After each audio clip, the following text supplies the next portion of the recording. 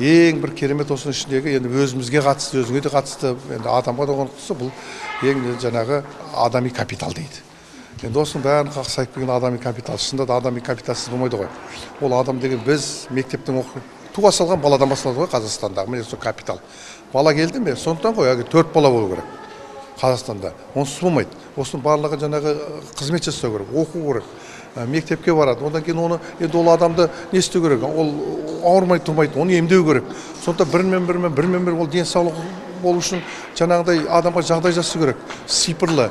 Жаңағы құжатсыз, больницада құжатсыз деген ол технология барлығы компьютерді сен ашып қойғанда сенің өмірлік денсаулығың бәрі тұру керек. Міне сондықтан ғой бірінші жаңағы бала туғаннан бастап 18 жасқа дейін баяғы неге енгізу, компьютерге енгізіп қою керек. Соның әрбір мәліметін барлығы болу керек. Тіпті дейді, олимпиадаға жүлдесіне дейін болу керек. Дұрыс қой. Енді болашақта сөйтіп болады. Соны адамдардың, жалпы адамдардың 18 миллионнан халық болса, соның барлығын ептеп, соның бәрін пенсионерлар 2 миллионнан астам егер пенсия болса, соның пенсионерлар жеке порталы бар.